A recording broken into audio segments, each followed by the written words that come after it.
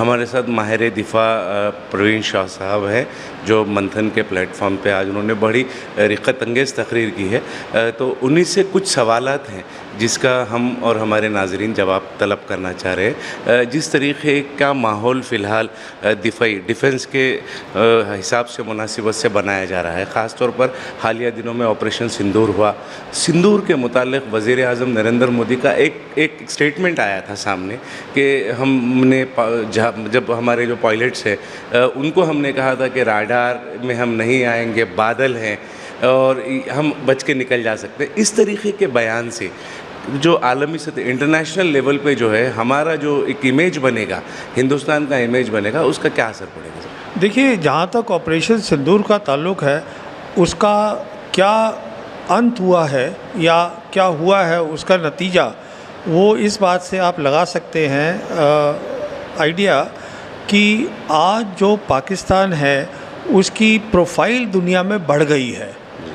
अब जैसे कि पाकिस्तान के आर्मी चीफ़ थे फील्ड मार्शल आसिम मुनीर, वो 2 बार अमेरिकन प्रेसिडेंट से मिले, अभी एक बार लंच किया वाइट हाउस में, एक बार अपने प्राइम मिनिस्टर के साथ मिले। तो वो इसलिए हुआ क्योंकि अमेरिका ने और दुनिया ने उन्होंने ये नतीजा निकाला।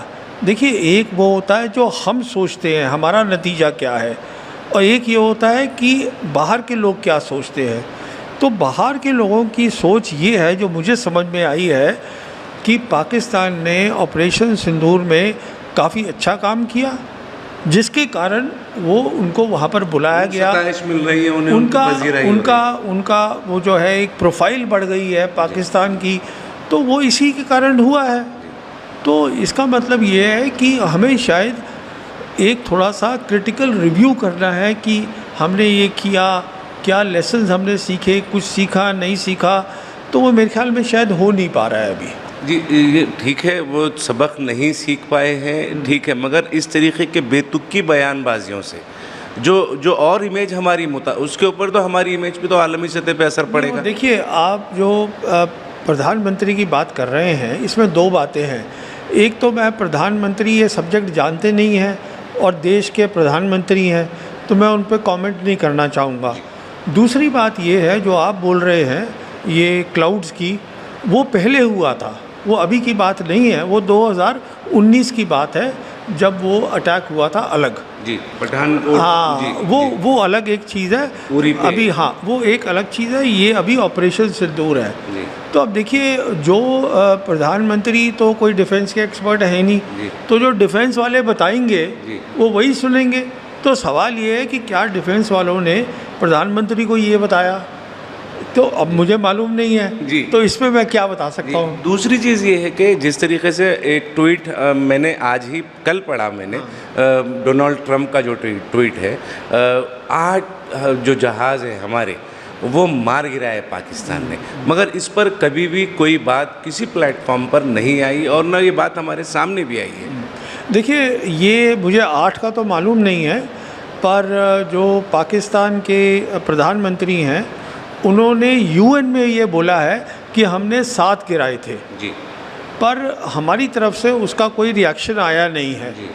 तो मेरे ख्याल में हमें अपनी पोजीशन क्लियर करनी चाहिए थी, पर सरकार ने तय किया हम नहीं करना चाहते, तो इसमें आप और हम क्या कर सकते हैं। लेकिन जिस तरीके से ऑपरेशन सिंदूर को एक सियासी हरबा बनाने की, सियासी मुद्दा बनाने की कोशिश की जा रही है, वो क्या एक हमारे जो दिफाई निज़ाम है, हमारा जो डिफेंस सिस्टम है हमारे मुल्क का, उससे क्या कॉम्प्रोमाइज़ नहीं हो सकता?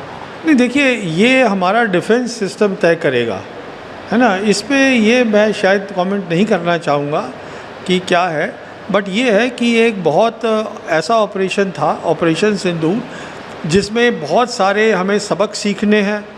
अब हम सीखेंगे या नहीं सीखेंगे ये मैं नहीं जानता। जो माहौल लग रहा है उसमें तो मुझे लगता है हम नहीं सीखेंगे, तो वो अच्छी बात नहीं है।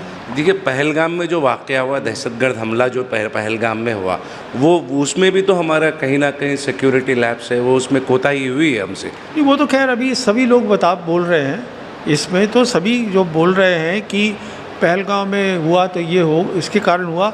मैं आपको एक बात और बताना चाहता हूँ पहलगाम के बारे में।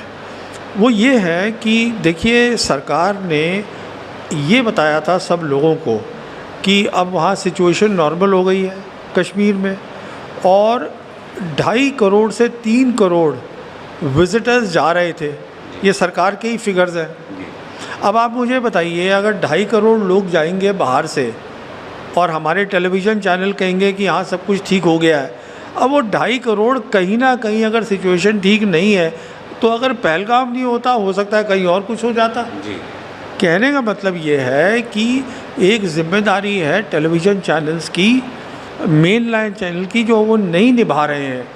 और वो ये है कि आप असली पिक्चर दीजिए लोगों को, क्योंकि लोग तो उत्सुक है ना, वो जाना चाहते हैं कश्मीर, पर आप उनको सही पिक्चर दीजिए, वो नहीं हो पा रही है। हालात ख़राब हैं, अगर हालात वहाँ पे ख़राब हैं तो अगर वो ख़राब हैं बता देंगे तो कई शहरियों की जो है वो उनकी जान और माल की हिफाजत हो सकती है। ख़राब का भी जो है ना, उसका भी कारण है। अब अगर सरकार कहती है कि सब कुछ नॉर्मल है, तो सवाल ये उठता है कि आपने वहाँ से फ़ौज कब क्यों नहीं करी। जी। अगर सब कुछ वहाँ नॉर्मल है तो सवाल उठता है कि एक सेंसिटिव स्टेट है जम्मू कश्मीर, वहाँ पे law and order chief minister के पास नहीं है, लेफ्टिनेंट गवर्नर के पास है, क्यों? जी। तो ये चीज़ें हैं जो कि टेलीविज़न को डिस्कस करनी चाहिए, जो करते नहीं हैं। टेलीविज़न तो डिस्कस वो नहीं करते, मगर उससे हटकर बहुत सारे मौज़ूआत पर टेलीविज़न पर मुबाहिसे होते हैं। यही परवीन शाह बता रहे थे हमें, जिन चीज़ों की कमी है उनको पूरा करना जो टेलीविज़न की जिम्मेदारी है, वो टीवी चैनल जो है वो कमियों को पूरा करने में मुकम्मल तौर पर नाकाम दिखाई दे रहे हैं। हैदराबाद से सैयद इस्माइल ज़बीउल्लाह, सियासत टीवी।